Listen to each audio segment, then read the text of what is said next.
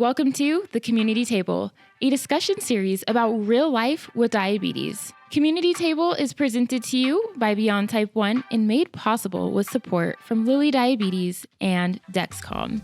Hey everyone, and welcome to The Community Table, a monthly discussion series where we have unfiltered and honest conversations about real life with diabetes. I'm Tiana Cooks, Senior Community Manager from Beyond Type 1, where our mission is to help people with diabetes stay alive and thrive.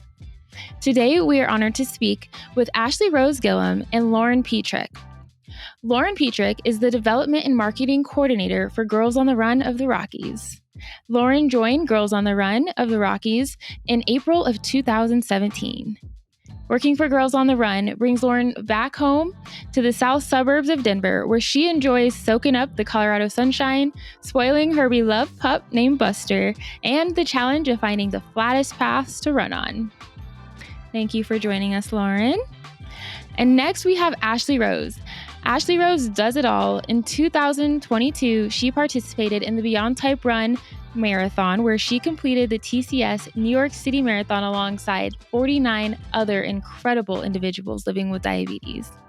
She has since gone on to complete several other races, including her most recent, the 2024 Tokyo Marathon, which she did literally just like 2 days ago. Thank you both so much for joining us today. I want to start by first congratulating you.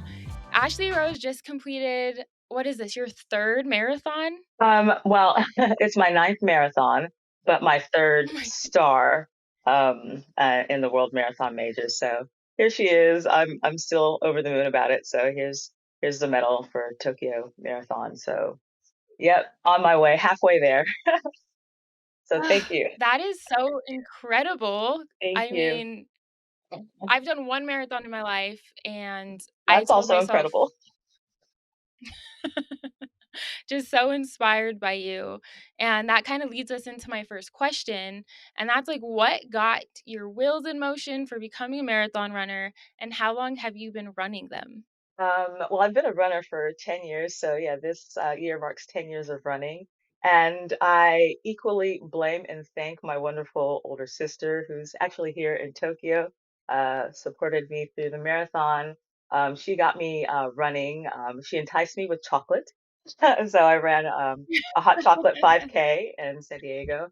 And yeah, I was hooked. I guess that's probably the easiest way to describe it. And over the years, I just kind of increased the distance that I wanted to try. So I was like, okay, I can do a 5K. All right, now I want to try 10K. And they say whatever distance you can do double that. So I was like, okay, well, after I think maybe a couple years of running, I was like, all right, I'm gonna try half marathon.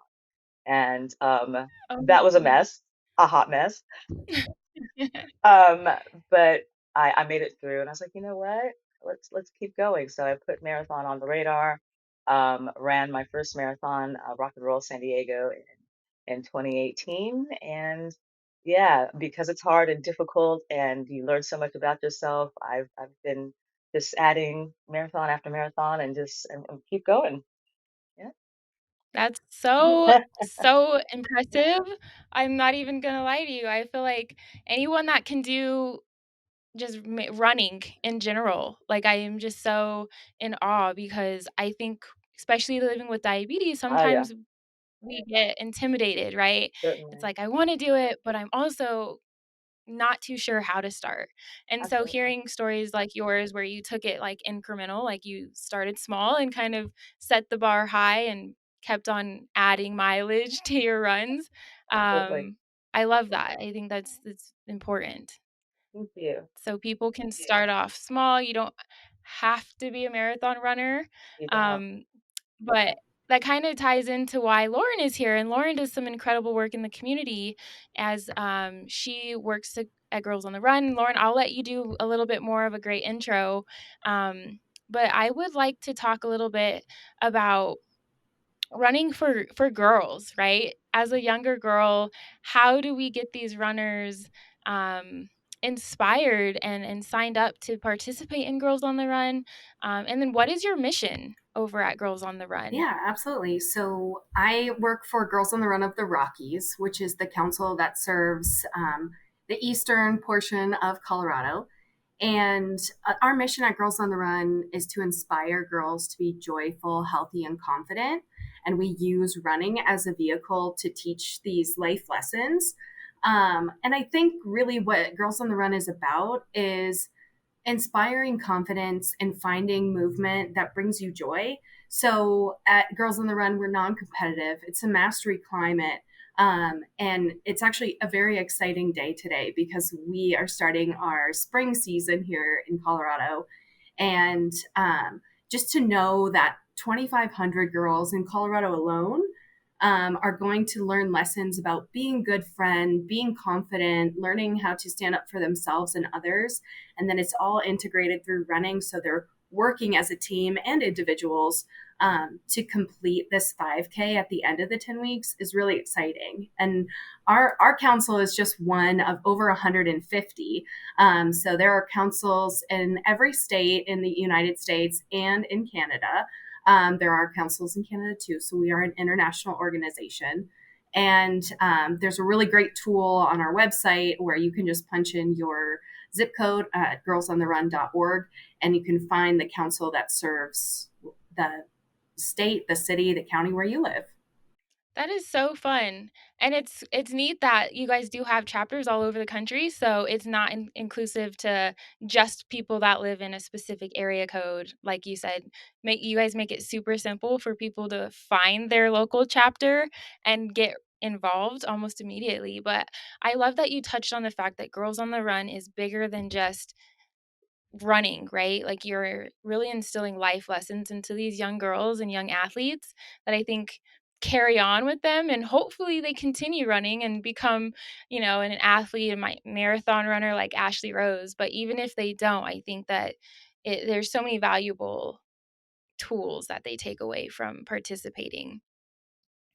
So thank you for sharing. And Ashley Rose, like you've got type 1 Yes, diabetes, I and so do. as a runner with Mm, diabetes, you mentioned before that you've experienced most of the common symptoms, yeah. which were excessive thirst, frequent urination, Mm, exhaustion, weight loss, yes. and that was shortly after finishing your first marathon. So you Yes. basically run a marathon undiagnosed. Can you Yeah, tell us a little bit essentially. more about that? Yes, I mean, like, probably everybody's diagnosis story was a bit of a whirlwind. I had what I thought was a pretty strong training session leading up to the marathon, but marathon day was another story. I struggled and I was trying, to figure out why am I struggling. I felt strong during training, but I probably maybe the halfway point, I was feeling really sluggish and um, dehydrated was really the big one. I felt like I was trying to, drink everything on the course. By a miracle, I finished. But even afterwards, the recovery, I don't even know if I recovered really. I mean, I was excessively thirsty. I could not get hydrated. And that was kind of the first symptom. And I had already moved over to Australia at the time, but I was in the US because I wanted to run my first marathon in my hometown, San Diego. And when I got back to Australia, it seemed like everything else is kind of hit. I was going to the bathroom, the excessive thirst was there. I was, still exhausted. And for me, it was the weight loss. That was really kind of the thing that was really the tipping point because I used to be an obese person and I've been on a weight loss journey. So I knew what it took to lose weight. And for me to be losing weight without effort was really concerning. So it was around my birthday. I just I felt terrible. And I was like, okay, I've been feeling terrible for, a good while now, probably about a month at that point. And so I went to the doctor and just a couple days after my birthday. And thank goodness the stars aligned where I got a doctor. Her son actually has type 1. So I relayed my symptoms, Wow. the four you mentioned, the excessive thirst, the frequent urination, the exhaustion, Mhm. the weight loss. And she went, got a glucose monitor and she checked my ketones, checked my blood sugar, and she gave me that preliminary diagnosis of type 1 and sent me to the emergency room. yeah, there we are. And yeah, that flood of all the things that happens with, that Yeah. diagnosis, and, your life has changed. Yeah. Literally, it changes in a, flash blink of an eye. Yeah. And I'm glad, first of all, that you were able to get diagnosed properly and timely I was with that lucky. doctor. Like you said, the stars Very aligned, lucky. because Very that's not lucky. a common story for everybody. But um also, I want to talk about the point that, you have type 1 diabetes, Mm, and you haven't let diabetes like stop you or prevent you from like getting out there and getting mm, active, and mm, you, if anything, let it fuel you to run mm, more, to do more. mm. And I think, we can talk to a little bit more about how you're inspiring change in a lot of girls, especially girls that look like you. And I'll get to that here in a second. Sure. But Lauren, I know Girls on the Run is not a program specific to runners with diabetes. However, we see that running is possible, and Ashley Rose sets the bar to, there are no limits to what you can do with diabetes. And so we want to also inspire our young girls that are in the community living with diabetes to, stay active and to get involved despite their diagnosis. So how can we ensure that athletes have the resources that they need to participate in their local Girls on the Run chapter? So, all of our coaches for Girls on the Run are trained coaches. And what's really unique about our coaches is that they're not all teachers, they're not all parents. Many of them are community members. So, for our council specifically, we have about 1,000 women that volunteer as coaches every year to lead our teams. But across all of our councils, you take 1,000 and really multiply it by 150 other councils. We have women who come from different ethnic and racial backgrounds, different abilities, different careers. We want our girls to be able to see role models in their coaches. And I think that it's not uncommon for one of our coaches to have a glucose monitor visible, or we have coaches who have different abilities in terms of their mobility, whether they have an amputated leg or maybe they utilize a wheelchair. Um, it's not about we're not training for the next Olympics. If there is a girl in one of our teams, there probably is a girl on one of our teams who will be at an Olympics one day. But I think the real key message of Girls on the Run is about inclusion and creating this space where girls, if they've never run before, or if they've told themselves the way like I told myself when I was in elementary and middle school, oh, I'm not the athletic sibling in my family. I'm the artsy one. My brother's the athlete. My sister's the musician.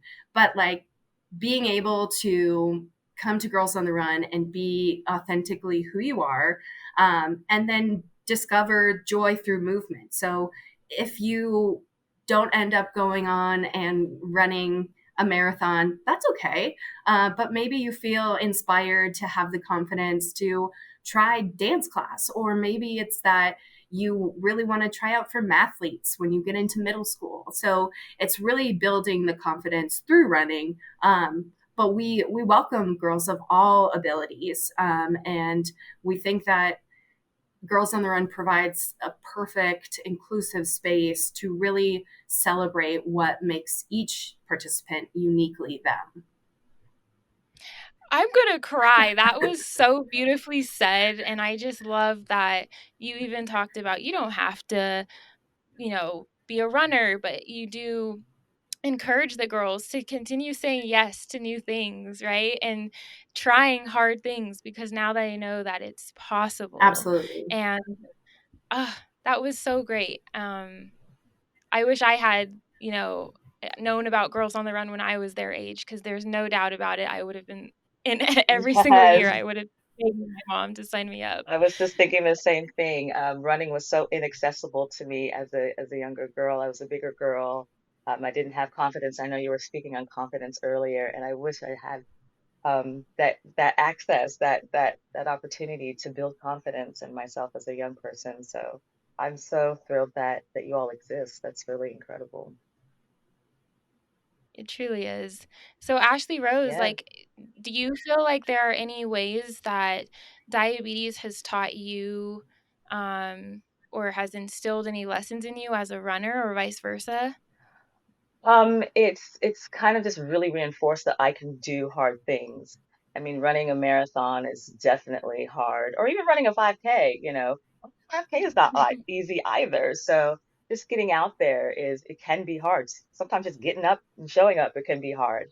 But doing so with diabetes, it definitely incorporates a whole nother level of just having to consider, you have to consider what extra stuff do I have to bring? How am I feeling this day? And just really monitoring, how you're going, how you're feeling. I need extra, hydration. I need extra fuel. Are my blood sugars, what are they doing? Monitoring them. So I think just having that just extra awareness. With your Mhm. body and how you're doing, how you're going on the day. So definitely having to incorporate all of those things on top of just the normal difficulties of just running. So yeah, it all Right. ties in.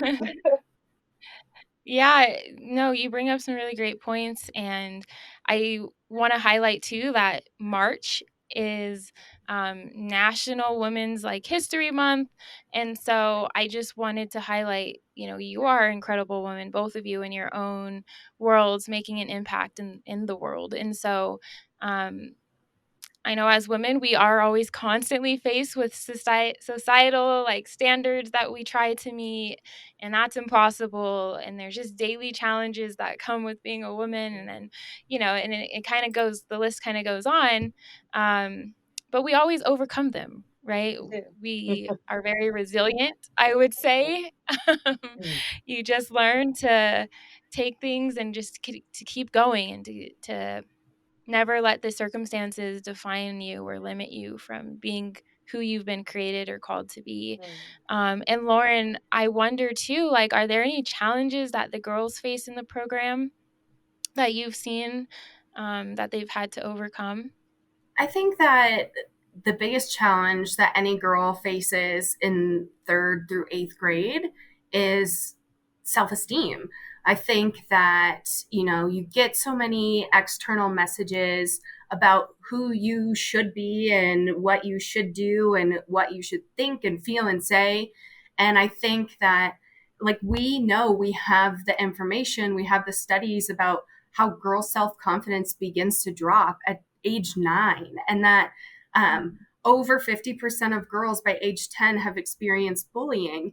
And I think that the biggest challenge that participants face in Girls on the Run is really allowing themselves to embrace their uniqueness, and feel comfortable being able to participate as their authentic self. So when we start, today is day one of our practices, and we start by creating an inclusive environment. We start by making connections within the team and asking them things as simple as, like, if you like chocolate ice cream, you run over there. If you like vanilla, run over there. And then all of your friends who run with you to that cone, you might not know them. It might be a third grader and a fifth grader. You've never met each other. But now, when you see each other in the hall, at school, you're going to have that connection through Girls on the Run. You're going to know each other's name. And I think what really sets the tone for the season is at the beginning of our season, we talk about our Girls on the Run name. So it's an adjective that describes you, or a verb that starts with the same letter or sound as your name. So when I coach, sometimes I'm laughing Lauren, sometimes I'm lively Lauren, sometimes I'm lovable Lauren. And I think it helps to share with the girls, like, I'm laughing Lauren because I love to laugh. I love to make other people laugh. And that's something that's unique about me. Sometimes I'm loud Lauren. Like, it's just, I think it's really sets the tone of uh, being able to, like, sort of share with this new group of friends, like, this is who I am and this is how I'm going to show up as your new friend. That's so cute. I love that the girls get the opportunity to connect with other students, especially, like you said, different grades, different backgrounds, and find that like mutual interest, whether it be running or ice cream, Hmm. right?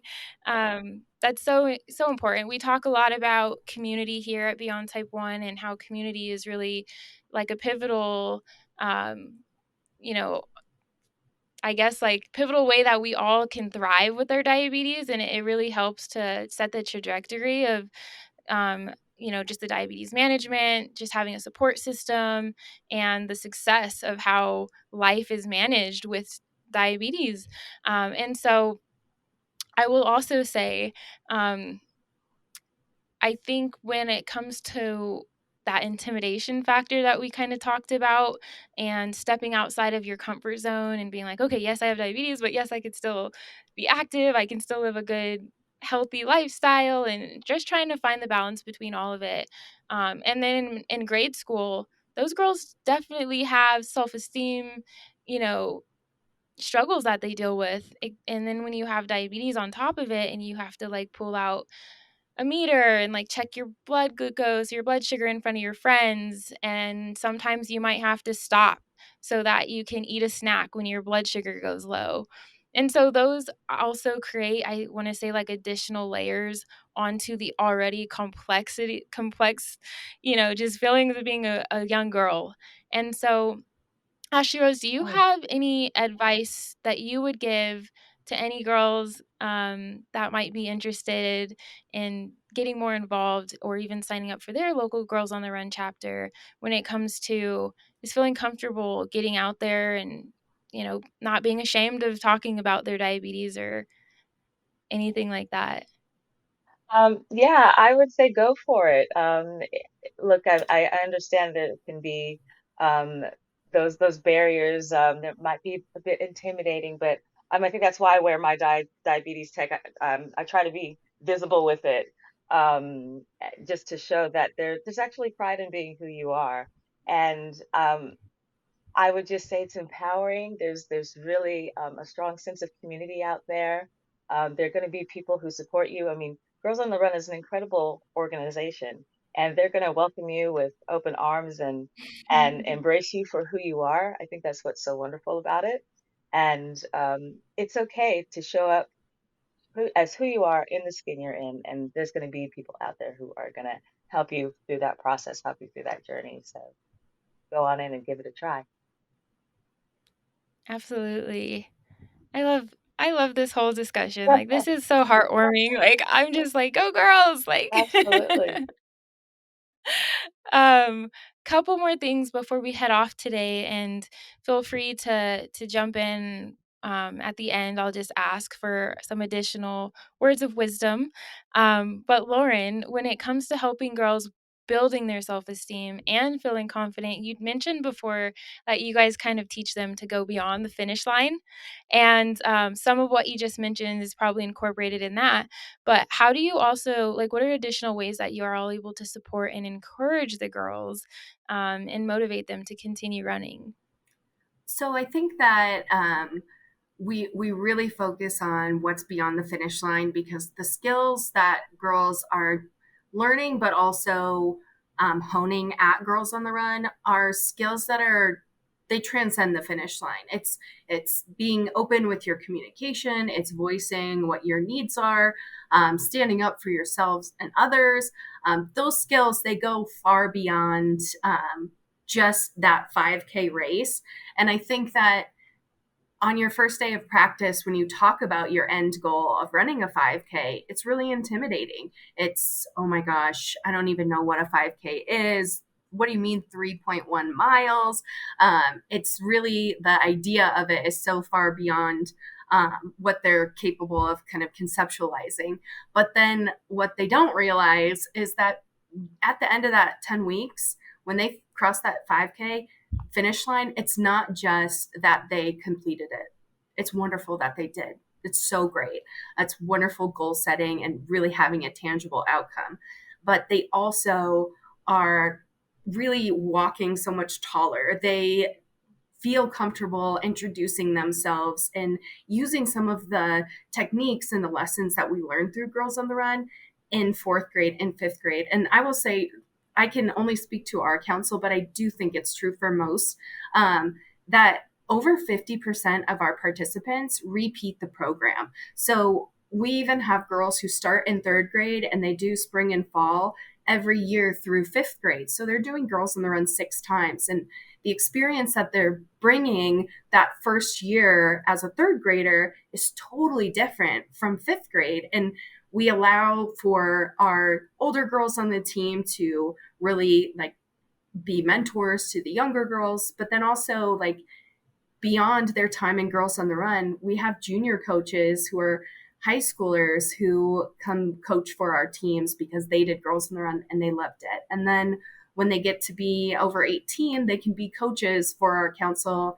And I, for us, so Girls on the Run has been around since 1996. Our council has existed since 2005. So we've impacted an entire generation of girls. Our council alone has served 55,000 girls.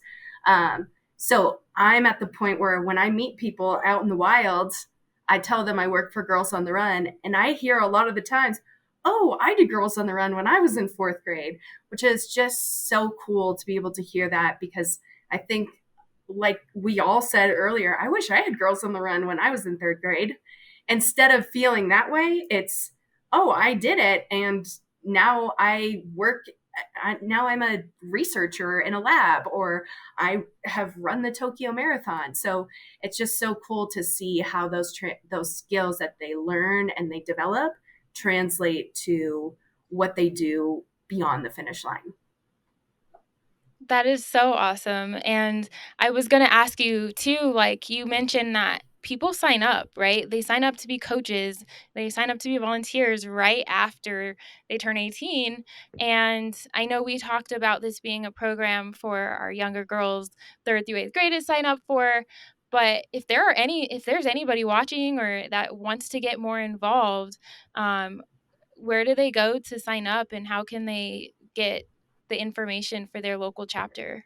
Yeah, so I mentioned if you go to girlsontherun.org, you can use their council locator feature, type in your zip code, and it'll show you what council serves your area.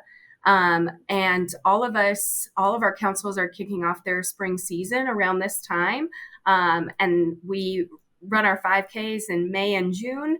And we're always looking for volunteers to participate with us at the 5K to help distribute bibs.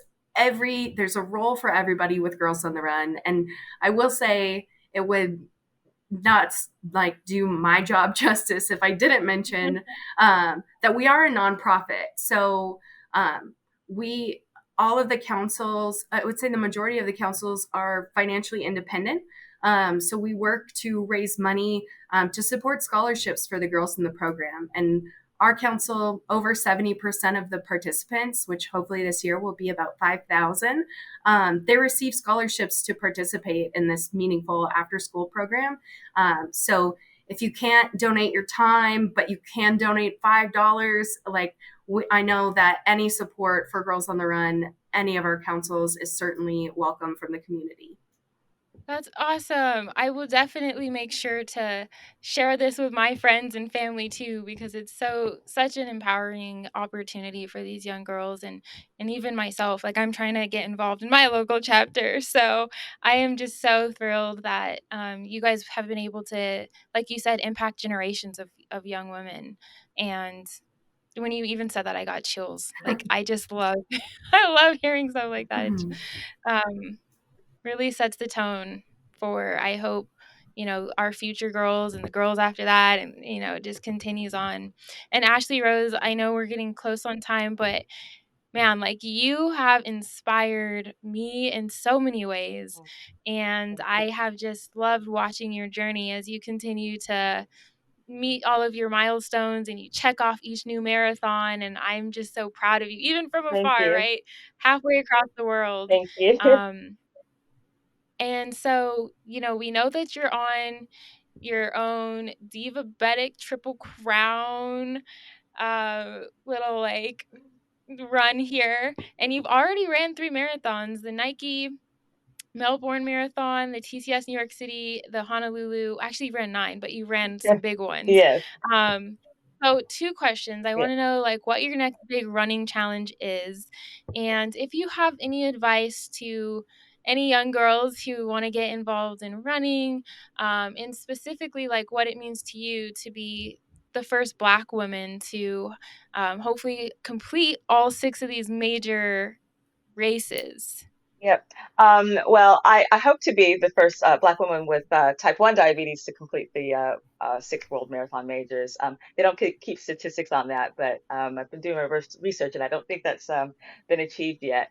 But yeah, that triple crown, it was a hard feat to do 3 marathons in 3 months. And with the next goal, that was inspired by Beyond Type 1. I had my first star, which was New York, running with the Beyond Type 1 team, which is still one of the great highlights of my life. I'm not going to go on about that too much because I don't want to make you cry. And I don't want to start break down crying. Um, and I had like a peripheral awareness of the World Marathon Majors. But after I got that first star, I kind of did a little bit more digging. I'm like, okay, well, there's six. What do I need to do to make this happen? And so that's kind of launched the next like big audacious goal. As I mentioned earlier, I like to do hard things. I like to challenge myself, and doing so with diabetes, I just feel like it's another like crowning achievement. I'm like, I'm doing these hard things, and I'm also doing it with type 1 diabetes, and I feel like it's so empowering and so motivating to like continue to just kind of up the ante and figure out what other hard, incredible things can I do. So I'm on that 6 star journey. Started with New York with Beyond Type 1, ran Chicago Marathon a couple of days ago. I'm still wearing this. Woot Finished woot. Tokyo Marathon, and I'm running London Marathon next month and doing Berlin, and I hope to finish Boston Marathon, which will be the 6 star. And what I really love about getting the sixth in Boston is that their mascot is a unicorn. And in the diabetes Oh, that's community, cute. unicorns are significant. That perfect blood sugar, try to catch that unicorn, 100 or 5.5 mmOLs, depending on where you are. If you're like in Canada or other parts of the world, you have the different blood monitoring numbers that you look at. But anyway, it's all about catching that unicorn. So I'm also a creative person. I like to be colorful. So I'm going to be this dressed out in unicorn running gear. So I'm so looking forward to that. So I'm trying to also incorporate like all of my interests. I'm a creative person. I like to do hard things. So I'm going to be out there in colorful style trying to do it. And I guess my advice would be um, to have grace with yourself. I think that's the thing that kind of can get a little bit lost with having type 1, especially when you're a young person. You have all of these things happening. I think just knowing that there are other people out there that can support you, and that there are other people who are doing hard things with type 1 diabetes. And there are great resources out there, like Girls on the Run, like Beyond Type 1. I mean, you all do incredible work as well. So there are people out there to support you. Surround yourself with supportive, loving people who are going to support your audacious goals, support your audacious journeys. And I think that's kind of the bit of advice or tidbit I can give. Surround yourself with love and support. That was beautiful. Yes, yes, yes, yes. I couldn't agree more. That was great advice. And as you mentioned, Beyond Type 1, we do have our marathon team that we bring to New York each year. We bring 50 runners impacted by diabetes to New York for that opportunity of a lifetime. And I have the pleasure of helping run that program. And it has honestly changed my life in so many ways. And so I just look forward to seeing people in the community not be afraid, like we said, to say yes to Mhm. challenging things, whether that's participating in their local Girls on the Run as a volunteer or as a runner, or even saying yes to a marathon or, math. How did you say it, Lauren? It's math. I graduated so long ago. Mathletes? Mathletes. I was not a mathlete, not my strong suit. But, like do those things that, sometimes we say no to out of fear or out of, just because other people don't think it's cool, so I am not going to do it. It's okay to do those things. And so, last question, Lauren, is there anything else you would like to share with us about Girls on the Run? I mean, that's a pretty dangerous question for me because I could talk about Girls on the Run forever. But I will just say that, I think a lot of people are intimidated to even call themselves a runner. Ashleyrose, I don't know how long it took you to embrace like your identity as a runner. But I think what's really yeah, I mean, people for some reason they get so shy around having that title, and I think that however you move your body and however you feel comfortable being active and being able to just really embrace like what uniquely makes you, I think that that's really important. And Girls on the Run certainly is a vehicle to help young girls discover that. But also, I think that a lot of our coaches and even our race day volunteers are inspired by our programming. And so I've definitely learned a lot as a 33-year-old woman coaching a team of 8, 9, 10-year-olds that I don't necessarily know if I knew when I was in third grade. So I think that there's a place for everyone at Girls on the Run. And I really appreciate you all inviting us to come on and talk about our program. And I think that Ashleyrose, one thing about running those major marathons, any marathon, is like, you don't lace up your shoes on race day morning and think, I'm going to win. Like, I am going to get first place. And that's okay. It's really that the accomplishment of training for something, dedicating your time to something, caring that much about something, and then having it happen for you and feeling that sense of accomplishment when you finish. I just wanted to point out, though, I'm also a back of the pack runner because I think we get this idea, this imagery of what a runner looks like. What I love about the running community, it's full-bodied, all-bodied.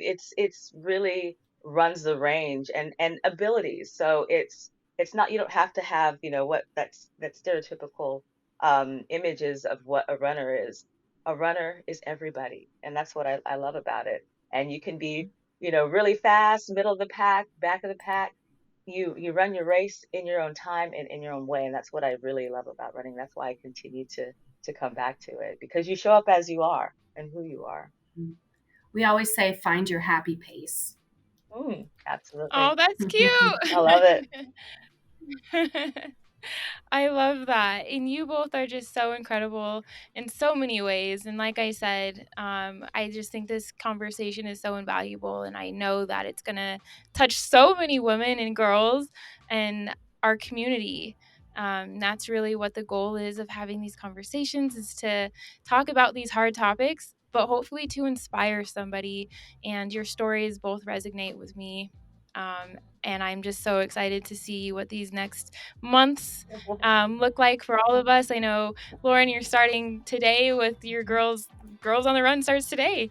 And then I know, Ashleyrose, you've got London next month. So lots of great things coming. And I'm just sending all the love to both of you as you embark on these next big, exciting journeys. And also, I want to again just bring up our Beyond Type Run program is exciting. It's awesome. It's so much fun. The applications for the 2024 New York City Marathon from Beyond Type Run, those are going to launch here in the spring. If you want to apply, or if you're interested in applying, please send an email to hello@beyondtype1.org with questions, and we will be sure that you get that application.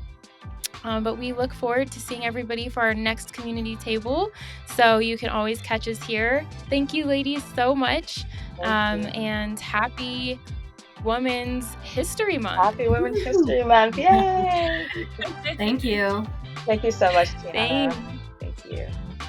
Thanks for listening to this episode of The Community Table, presented by Beyond Type 1 and made possible with support from Lilly Diabetes and Dexcom.